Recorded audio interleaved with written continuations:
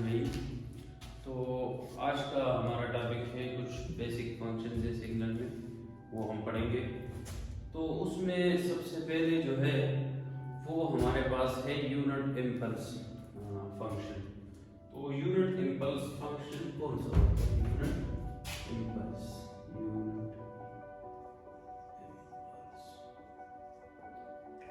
Unit impulse function actually ये हमारे पास समझो कि एक स्फीयर या एक रेक्टेंगल है जिसका एरिया 1 के बराबर होता है। फॉर एग्जांपल जैसे कि ये हमारे पास कोई एक रेक्टेंगल है, ये इसकी विड्थ है और ये एक साइड की लेंथ है और ये विड्थ है। तो इसका टोटल एरिया जो होगा वो हमारे पास होगा लेंथ मल्टीप्लाई बाई विड्थ, जो कि 1 होगा। अब अगर हम क्या करें, इस डेल को डिक्रीज करें, तो अगर इसको डिक्रीज करेंगे तो ये चीज इंक्रीज होगा, मतलब ये डेल है और ये 1 ओवर डेल। तो अगर ये डेल डिक्रीज करेंगे तो ये एज अ होल क्या करेगा, इंक्रीज करेगा, क्योंकि ये डिनोमिनेटर जब आप डिक्रीज करते हैं तो एज अ होल फ्रैक्शन जो है वो इंक्रीज हो जाता है, इंक्रीज कर जाता है। तो अब हमारे पास इसको अगर हम डिक्रीज करेंगे तो ये 1 ओवर डेल क्या हो जाएगा, इंक्रीज हो जाएगा। मैं सपोज कर रहा हूँ कि यार ये हमने डेल इससे हाफ कर लिया, तो ये जो है ना इंक्रीज हो जाएगा। अब अगर इसको और डिक्रीज करते हैं हम, तो ये हमारे पास जो है ना 1 ओवर डेल और इंक्रीज कर जाएगा, ठीक है। इस तरह अगर ये डेल इक्वल्स टू 0 होता है, del equals to 0, del equals to 0, 1 over del equals करता है इसको 1 over 0 is infinity, 1 over del equals करेगा इंफिनिटी। मतलब समझो ये जो पॉइंट है, ये पॉइंट भी है, ये ओ पॉइंट है, ये ओ के तकरीबन या ओ के बिल्कुल करीब में लाता हूँ, क्योंकि जब बिल्कुल करीब आ जाए इस ओ के तो होता क्या है कि 1 ओवर डेल इक्वल्स कर जाता है इंफिनिटी। तो ये हमारे पास कुछ इस तरह बन जाता है। इस जगह डेल बहुत ज्यादा कम होता है, ठीक है ना। डेल इक्वल्स टू इंफिनिटी, मतलब डेल इक्वल्स टू 0, ये जगह अगर हम 0 करेंगे तो ये चीज अप्रोच करेगा इंफिनिटी को, तो ये हमारे पास अप्रोच करेगा इंफिनिटी को, और still area under the graph 1 रहेगा, still area under the graph 1 रहेगा, क्योंकि del multiply by 1 over del हमारे पास 1 आ जाएगा। इसको हम कहते हैं unit impulse function. Unit impulse function del of T से हम डिनोट करते हैं, ठीक है। तो इसको अगर हम मैथमेटिकली पीसवाइज फंक्शन के फॉर्म में इसको हम लिख सकते हैं कि हमारे पास del of t is equal to बराबर है 1 for t is equal to 0 and 0 for otherwise, बाकी सारे वैल्यूज के लिए क्या रहेगा, 0 रहेगा। तो ये हमारे पास था यूनिट इम्पल्स फंक्शन। तो यूनिट इम्पल्स फंक्शन क्या होता है, 0 पर आपको क्या देते हैं 1, सही है। अब इस 1 का मतलब ये है कि एरिया अंडर द ग्राफ 1 है और ये अप्रोच करता है किसको, इंफिनिटी को, सही है। इसका वर्टिकल जो सिरा है वो मुझे मालूम नहीं है, वो इंफिनिटी को अप्रोच करता है। तो यूनिट इम्पल्स फंक्शन बेसिकली बराबर होता है 1 के for t is equal to 0 and 0 otherwise. अब इसके बाद है हमारे पास यूनिट स्टेप फंक्शन। तो यूनिट स्टेप फंक्शन कौन सा होता है, उसको हम डिनोट करते हैं u ऑफ t से। Unit step function,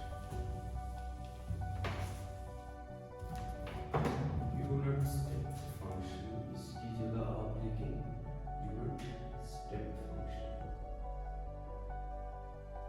unit step function क्या होता है, वो हमारे पास हम डिनोट करते हैं किससे, u ऑफ t से। वो बराबर होता है u of t is equal to 1 for all values of t greater than और इक्वल टू 0, ठीक है। एट 0 बाकी सारी वैल्यूज के लिए ये क्या रहेगा भाई, 0 रहेगा। u of t is equal to 1 for time greater than और इक्वल टू 0। तो अगर हम ग्राफ ड्रा करें तो ये हम जो है ना हमारे पास ये कार्टेशियन कोऑर्डिनेट सिस्टम है, y एक्सिस है, दिस इज होरिजोन। तो ये हमारे पास अगर ये मैं सपोज करूँ ये टाइम तो ये हमारे पास टाइम 0 पर 1 रहेगा और 0 से जितने भी ग्रेटर देन 0 यूज उन सब के लिए 1 रहेगा। तो आपको पता है y इक्वल टू या y इक्वल टू 1 का ग्राफ क्या होता है, वो align parallel to x axis. तो टाइम ग्रेटर देन 0 के लिए क्या है 1, बाकी सारी वैल्यूज के लिए क्या रहेगा 0। This is the graph of unit step function. ये हमारे पास हो सकता है यूनिट स्टेप फंक्शन। अच्छा, अब अगर यूनिट इंपल्स और यूनिट स्टेप का हम रिलेशन देखें तो एक्चुअली इनमें रिलेशन क्या होता है। तो अगर आप देखें ये जो ग्राफ है, अगर इसकी मैं डेरिवेटिव मतलब इससे तीन सेटअप चेंज या स्लोप ऑफ, तो अगर इसका मैं डेरिवेटिव लूं तो आपको इधर अगर आप देखें तो इस पॉइंट 0 पर इसमें क्या है वर्टिकल लाइन है, एक डिसकंटिन्यूटी है, ठीक है ना।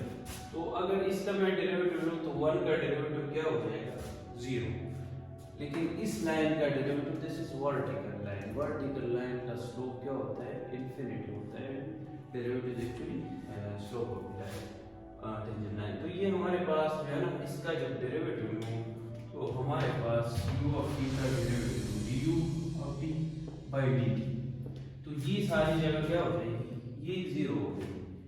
ये जो है ये लाइन ये क्या बन जाएगा, ये अप्रोच कर जाएगा इंफिनिटी को।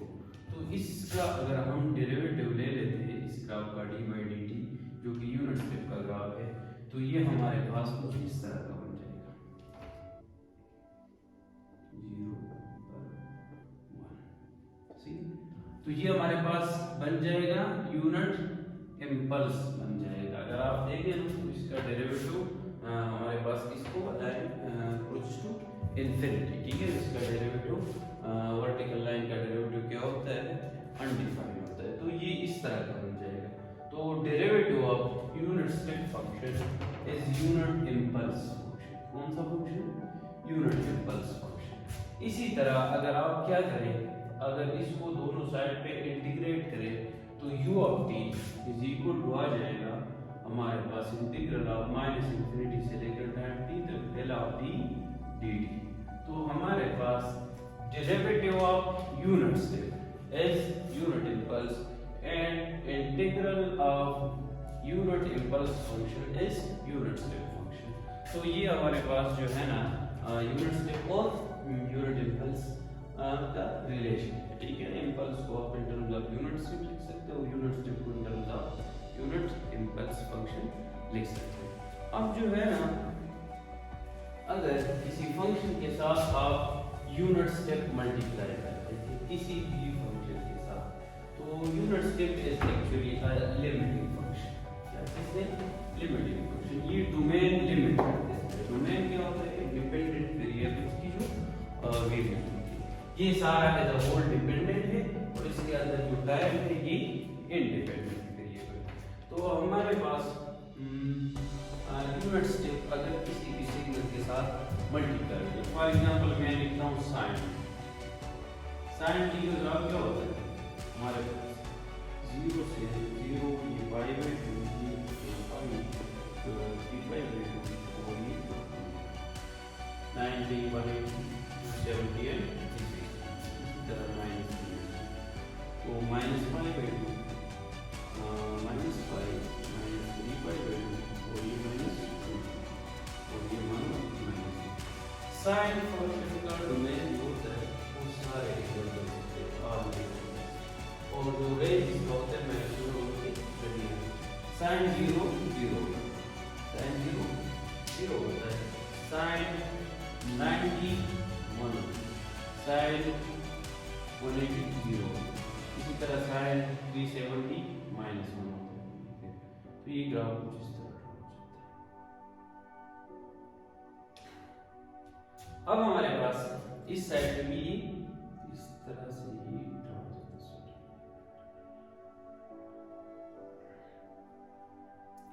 अच्छा तो ये हमारे पास ग्राफ इस तरह 2 पाई के बाद ये खुद को क्या करता है, 2 पाई से 4 पाई तक ये खुद को रिपीट करता है साइन ग्राफ, सही है। ये हमारे पास अगर देखें तो ये 4 पाई, तो 2 पाई के बाद ये खुद को रिपीट करता है, इसीलिए हम जो है ना आपने सुना होगा साइन एंड कॉस जो है ये पीरियोडिक फंक्शन है और इसका पीरियड होता है फंडामेंटल पीरियड 2 पाई, मतलब 2 पाई के बाद ये वही वैल्यूज वही ग्राफ दोबारा रिपीट करता है। अच्छा, अब अगर इसके साथ हम u ऑफ t मल्टीप्लाई करें, sin t के साथ अगर हम मल्टीप्लाई करें वही क्या चीज u ऑफ t, तो u ऑफ t जो है ना u ऑफ यूनिट स्टेप का ग्राफ क्या होता है, ये 0 पर 1 और ये अप टू सो ऑन, तो टाइम ग्रेटर देन 0 के लिए इनकी वैल्यूज क्या होती है, वो हमारे पास 1 होती है। तो ये जब मल्टीप्लाई हो जाए तो ये वाला पार्ट सारा 0 है, तो इसके साथ मल्टीप्लाई हो जाएगा, तो ये सारा ग्राफ इस साइड वाला 0 हो जाएगा। रिजल्टेंट ग्राफ हमारे पास sin t into u of t, वो हमारे पास आ जाएगा वही यहाँ से स्टार्ट हो जाएगा 0 से, ठीक है ना। तो ये हमारे पास 0 और ये पाई और ये 2 पाई और अप टू 4 पाई से to so on.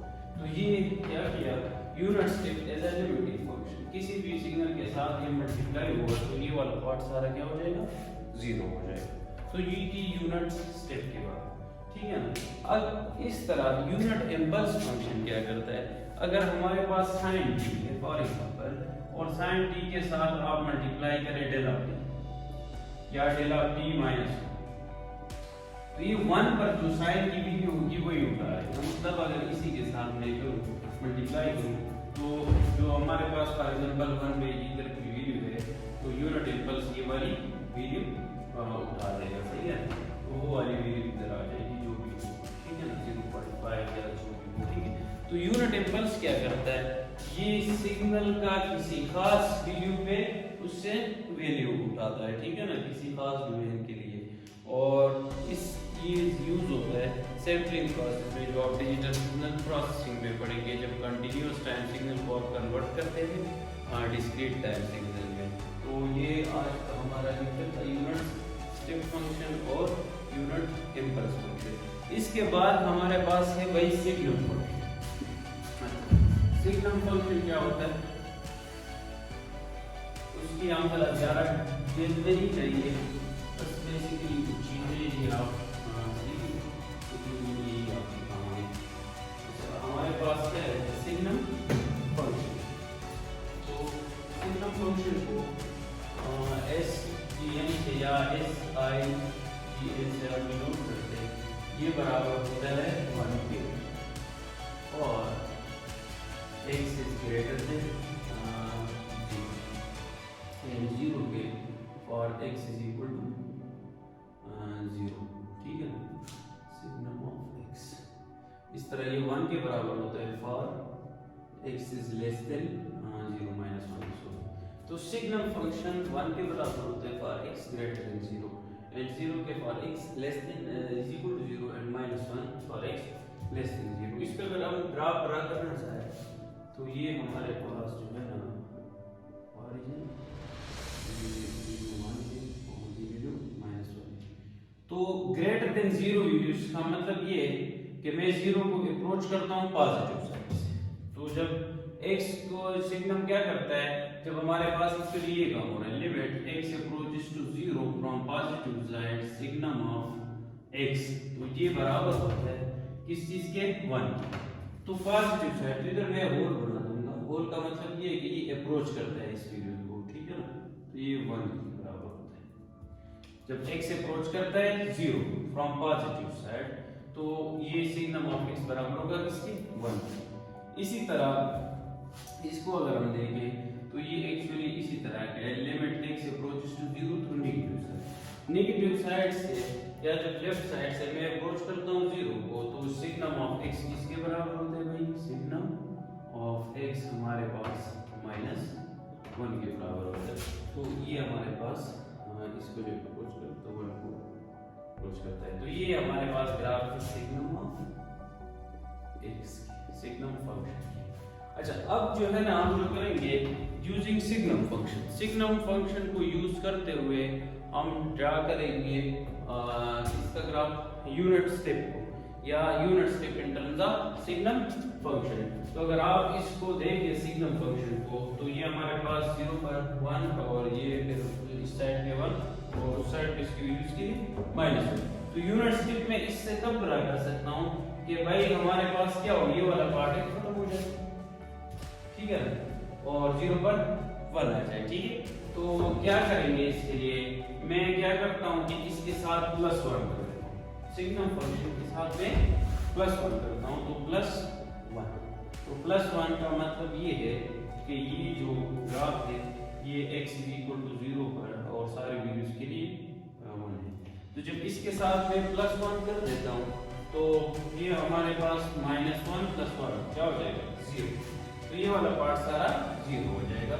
Resultant signal हमारे पास क्या आ जाएगा, वो हमारे पास कुछ इस तरह जाएगा, ये वाला पार्ट सारा 0 हो गया, 1 -1, ये वाला पार्ट 0 हो गया। अब इस वाले पार्ट 0 ग्रेटर देन वैल्यू के लिए अगर हम देंगे तो 1 + 1 क्या हो जाएगा, 2 हो जाएगा। तो ये 0, तो ये हमारे पास क्या आ जाएगा, 2 हो जाएगा, ठीक है। अच्छा, अब क्या करना है, ये 2 आ जाएगा, तो अब हमारे पास भाई इसको यूनिट स्टेप बनाना है। यूनिट स्टेप का तो हमारे पास एम्पलीट्यूड या जिसको मैग्नीट्यूड बोले तो वो हमारे पास 1 होता है, तो इसको हम 2 से डिवाइड करेंगे। तो जब इस सिग्नल को हम 2 से डिवाइड करेंगे तो ये हमारे पास बन जाएगा 1, क्योंकि इधर तो ये हमारे पास बन गया unit step function, unit step function. तो यूनिट स्टेप फंक्शन को हमने इन टर्म्स ऑफ सिग्नम फंक्शन कैसे लिखा, ये हमारे पास सिग्नम फंक्शन था SIGN(f(x) और इसके साथ मैंने क्या किया, मैंने इसके साथ +1 किया, ठीक है।